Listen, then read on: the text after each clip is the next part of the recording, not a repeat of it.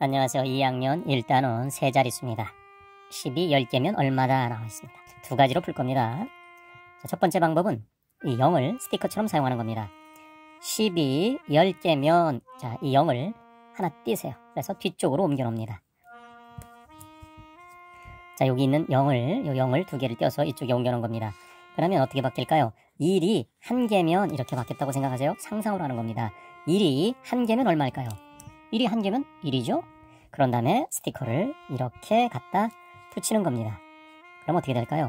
1이 있고 동그라미 두 개니까 100이 되겠죠? 이렇게 머릿속으로 상상하면서 하는 겁니다. 다시 한번 설명하면 요 0을 스티커라고 생각하세요. 요 0도 스티커입니다.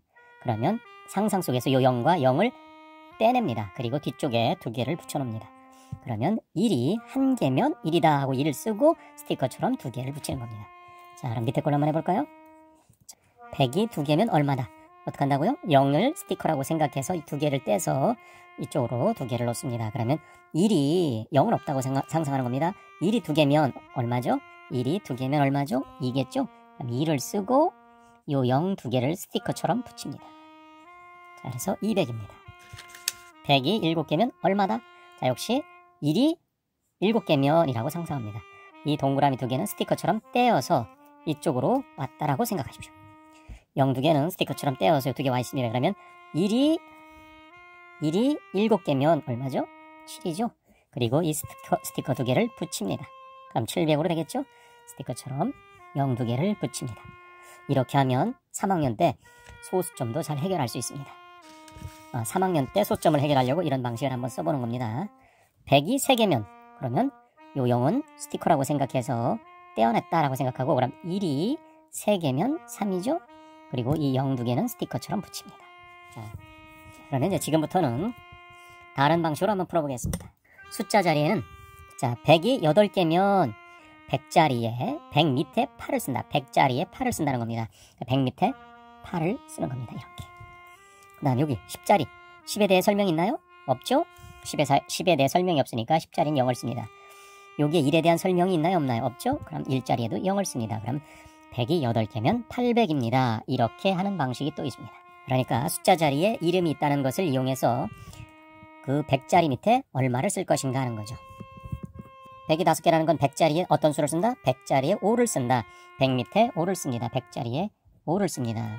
자, 10의 자리. 여기 10에 대한 설명이 없죠? 10에 대한 설명이 없으니까 10 밑에는 0을 씁니다.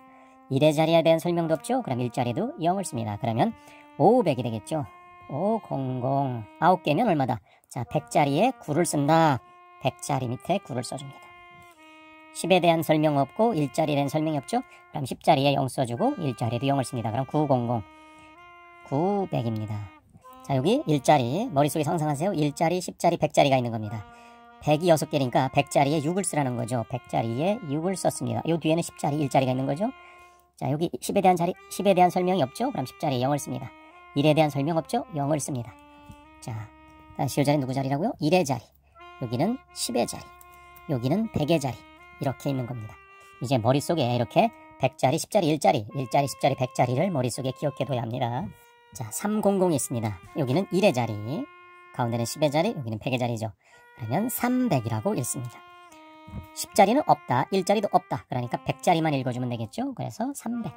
그러면 100자리에 오니까 500 이렇게 읽어줍니다.